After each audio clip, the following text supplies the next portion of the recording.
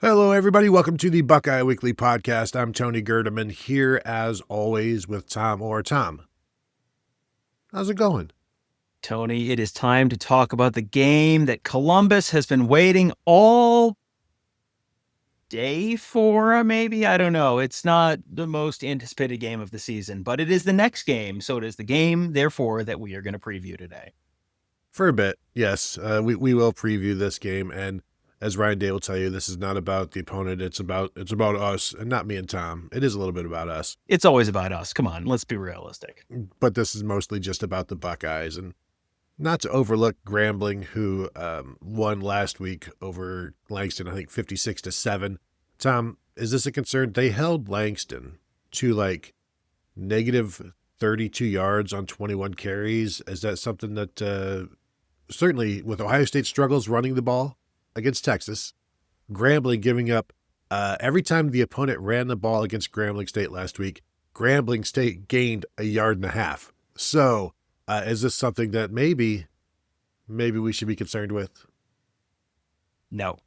Okay. Back to you. Next topic. This will be an opportunity for the running game to get back on track and for us to see, okay, so this is what James Peoples looks like. This is what CJ Donaldson looks like when he's not running into, let's see, about 1,000 pounds of defensive tackles.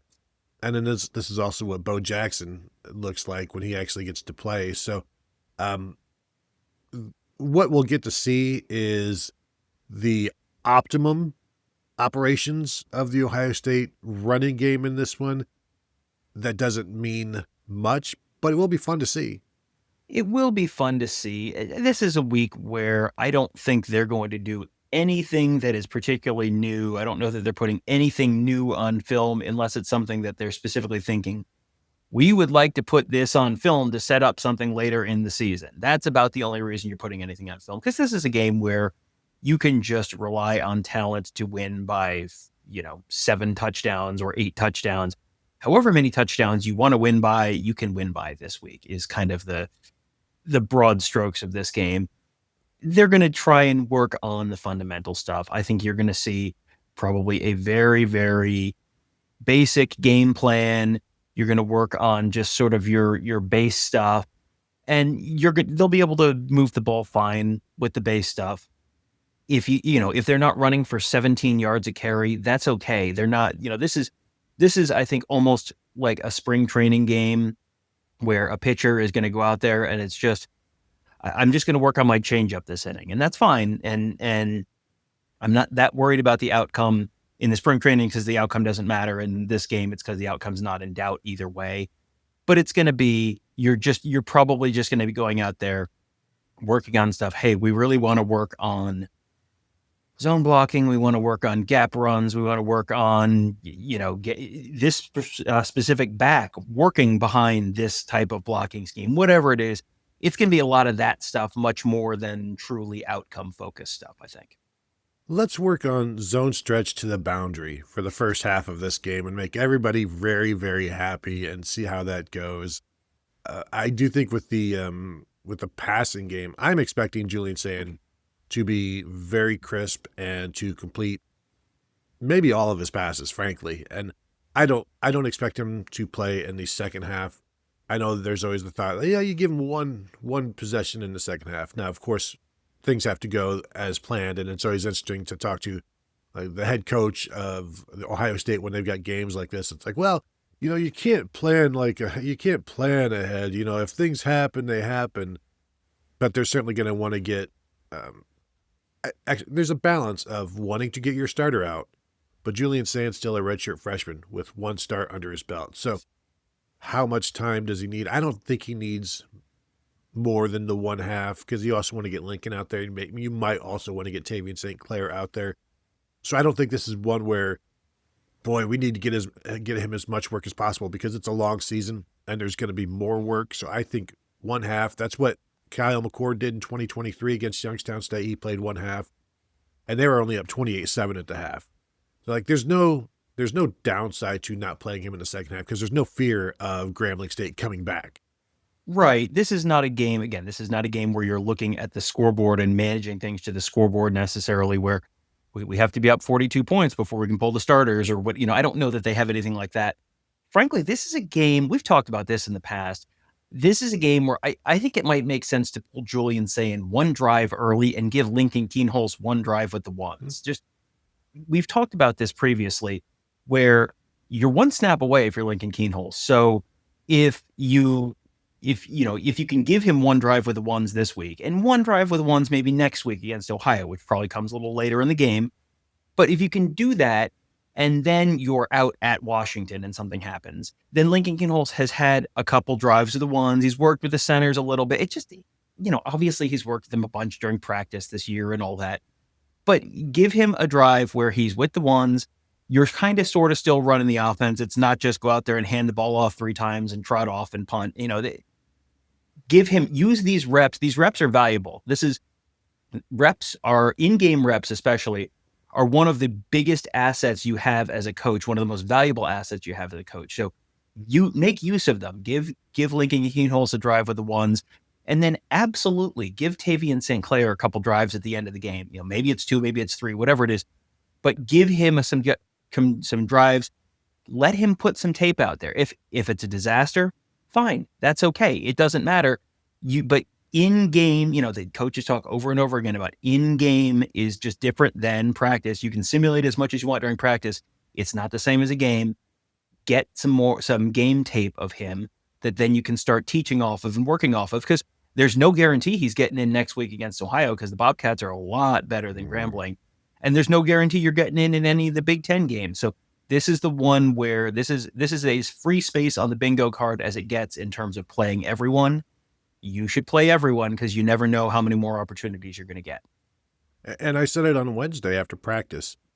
You can get 3 quarters of snaps in 2 quarters if you just hustle and you just hurry up, rather than let's huddle after every play. Let's slow things down. There's no reason to slow things down in this one when you're trying to get as many players as possible. If you treat it like a practice, you know how quickly they move in practice.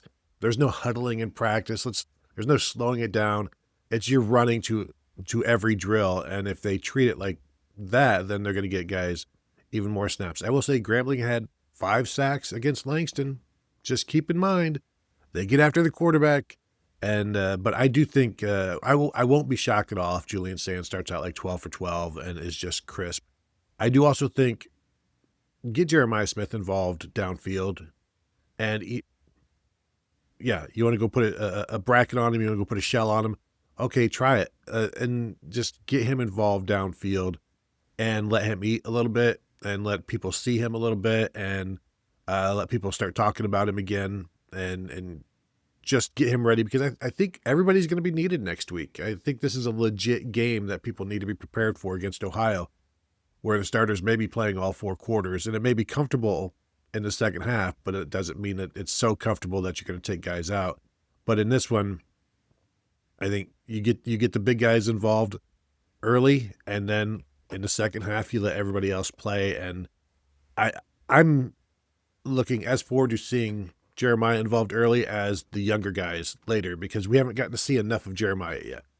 For sure. I think you've got to. I think you can limit Jeremiah, and you may pull Jeremiah earlier than you pull Julian Sayin. You may have him out there just for the first quarter or the first quarter and a half or something like that.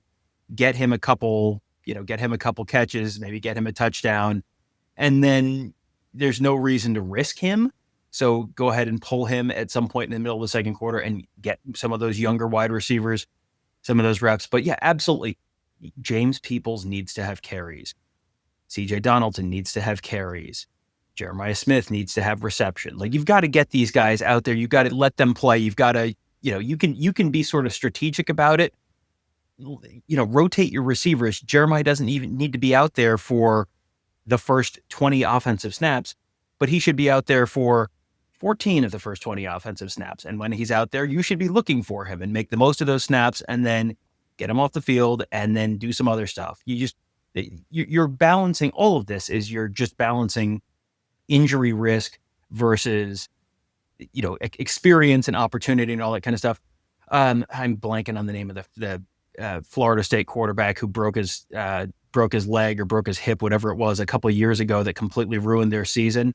Mm-hmm. But that happened in a game against an FCS team. Like, you don't want to screw around with this and leave these guys out there, because you can have guys get hurt.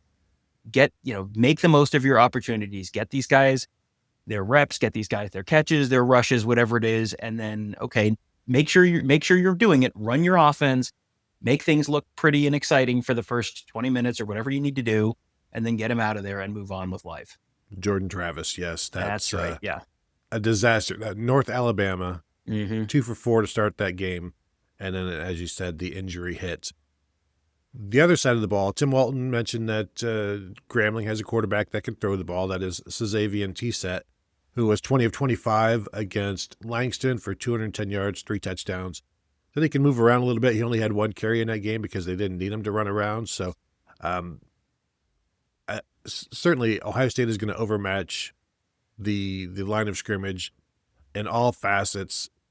So this needs to be one where they do dominate and they look dominating, and the quarterback is 2 for 14 or something that, like that, where it's just, there's no time for him to throw. And it's just a completely overwhelming tsunami of forces coming after them. And if it's not, then, there's not concern, because you saw what they did against Texas. But this is going to be a test, not just of, I think more of the competitive excellence that we talk about, where you're battling yourself as much as the opponent. So it might be more that than battling Grambling. And there's some of these guys, most of these guys are scholarship players as well. But the idea that not letting up just because it's Grambling State, like a lot of these guys, again, you want to get your money's worth in that first half that you're playing, and then just watch and help the young guys do the same in the second half and maybe protect that shutout. But Ohio State's defense needs to show, or just needs to continue. You don't want to take a step back, even though, again, what meaning does this step have this week? Well, this is one where, as you said, they can just physically dominate the game. Ohio State's defensive line should just be getting, a push a yard or two in the backfield on every play. There should not be a point where, boy, the Grambling offensive line is getting a real good push on 3rd and short, and they're able to pick up a first down. You should be winning at the point of attack on every play. It doesn't mean you're not going to give up a first down or two. There will be times when, again, I think Ohio State's going to be playing a fairly base look here. This is not quite the spring game where they ran like 2 coverages the whole game, but you're not going to be putting a bunch of new stuff on tape. So you're probably going to you may run a lot of the same stuff you did last week, but you're still, at some point, if you're keeping things relatively basic and not doing anything new, you're going to, at some point, they're going to guess right, and they're going to run a man beater when you're in man, or they're going to run a zone beater when you're in zone, and that it's going to happen. They're going to have a 24-yard gain. Just put the panic button away. Just leave the panic button in your car when you go into the game. It's going to be okay. You just have to sort of recognize, look, like you said, they have scholarships and shoulder pads and stuff too. So they are real, actual football players. They will at some point pick up a first down or two. They might even, heaven forbid, score some points. It'll happen. It is not the end of the world. Ohio State, it would be extremely funny if Ohio State gave up more points to Grambling than they did to Texas. That would be extremely, extremely funny. Not to people as it happens, I'm sure, but in retrospect, I'm sure you will be able to look back and find the humor in that. But yeah, to your point, I think you have such a talent advantage in this game. This is really more a test of focus than it is of anything else. Just you're such better football players than the other team. As long as you're, staying locked in and making the most of each of those reps, you're probably going to be doing just fine. I sent my score or my game prediction into Mark for our staff picks, and I just realized that I didn't recall sending a actual score in, so I just had to go and send that to him. I don't know if people remember the last time Ohio State played an FCS team. That was 2023. That was Youngstown State. That game was tied 7-7 after each team had 1 possession. Basically, Youngstown State marched right down the field, and that was also the game where Malik Hartford got the start, and then after that, marching down the field, he was kind of pulled out for a while as a true freshman. The last time they played, back in 2013 when they played FAMU, Florida A&M, Ohio State out first downed the Rattlers 34-2. I don't know if it's going to be 34-2, but it should be clearly overwhelmingly dominant. But 34-2 is just incredible to me. And 0 passing first downs. Both of those first downs were rushing, which is a problem in and of itself, of course. We don't need to relitigate the 2013 season, but not 34-2, Tom. But if you would give we don't even need a score prediction, a first down prediction, like 27-7, I think maybe something like that. Is 7 too high? What's the number? I think the good number is Ohio State offensive touchdowns versus Grambling first downs. That's probably a decent somewhere in there, because Ohio State should score. I looked up the sort of computer ranking difference between the two, and it's in the neighborhood of like 62 points, give or take. So, figure 7, 8, 9 touchdowns for Ohio State, and do they all come on offense? Maybe. You might score on defense, you might score on special teams, you might score multiple times on one of those things. We'll see. But if the first downs are 27-7 or something like that, like you said, yeah, fine. That's going to be fine.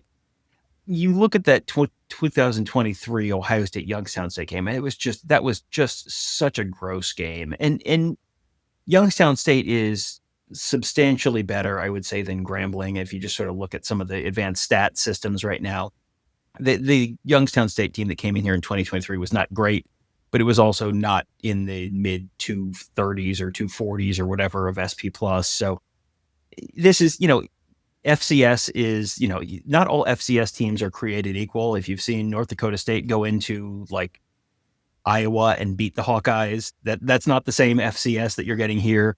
This is a relatively low level FCS team. There should not be any real stress, any real worry. This should be a game where you can just sort of sit back and just relax, and it will be okay. Enjoy the marching bands and enjoy watching a whole bunch potentially of future Ohio State starters get, potentially starter kind of minutes and starter kind of reps in this game. One last thing on that Youngstown State game. First quarter time of possession for Youngstown State, 10 minutes and 33 seconds.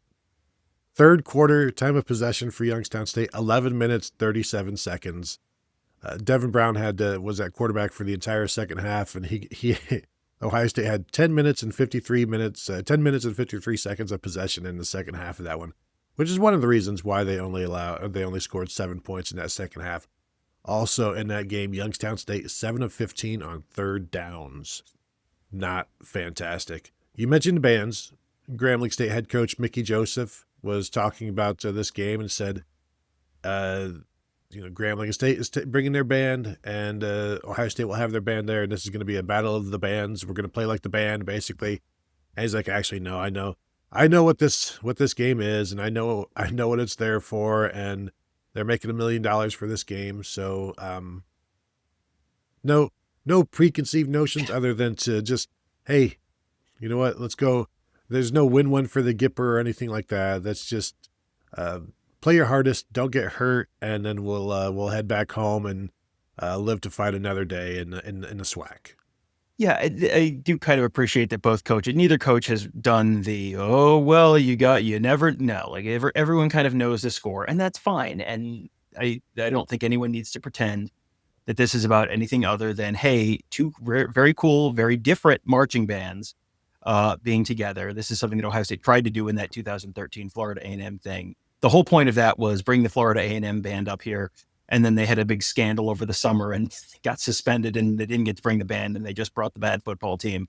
So that was not great. This time you're getting the band, and this is a paycheck game for Grambling, which is great. Like, good that's a lot of the HBCU schools are kind of struggling to make ends meet financially. So guess what? This is an opportunity to make a decent percentage of your annual athletic department budget in one shot, and you get the band thing together. So, and Ohio State gets to have everyone pay for parking and everyone pay for tickets, and you'll go buy your hot dogs, and that's it. Like, that's what this is.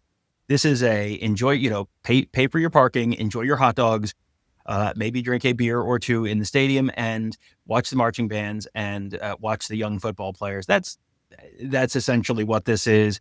Go enjoy what should be an absolutely beautiful, another like insanely nice fall Saturday inside Ohio Stadium. So just please, I am absolutely begging you, chill out. It will be okay. If they give up a first down, it will be okay. If they give up a touchdown, it will be okay. If they go 3 and out at some point, it will be okay. This is one of these weeks where I am absolutely begging you people to be normal. Like, just do not.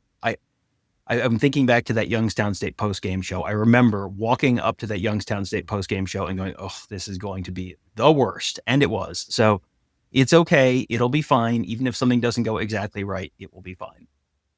And we will be there. Tom, did you send in your score prediction yet? I did, yes. I wanted to make it Ohio State 63, Grambling fresh air and exercise, but I decided people would maybe not get that. So I said 63-0 instead. Breaking, Tony, my long-standing policy that you never predict a shutout. Yeah, I went a little less bold. I went 56-0. I thought, you know what? A little less bold, huh? I thought that was the Thursday show, not the Friday show. I went, well, clearly I don't do that on the Thursday show, only the Friday show. Thought maybe they might just slow it down just a little bit, and that's why I went with 56. But also, I think there's going to be at least one defensive touchdown in there somewhere, and so... but there you go, 56, between 56 and 63 points for Ohio State, between 0 and 0 points for Grambling State, I think is the thing there. And then we will be previewing the show, or previewing the game as well, Saturday, and giving you guys a little bit more, and maybe talking about availability reports and some of the freshmen that we're looking forward to seeing, the young guys, not just freshmen, because there's a bunch of people that we didn't see against Texas that we will see on Saturday. So if you could, before you go, hit the thumbs up if you're watching on YouTube, and if you're not, if you're listening, if you could give us a 5-star rating and review on your podcast platform of choice, we would appreciate that. And as always, you can find us at BuckeyeHuddle.com. Fantastic time to sign up now. Season just getting started. You can check us out there on the Buckeye Huddle message board presented by Jeff Ruby's Columbus. So thank you all for tuning in, and we'll talk to you guys later.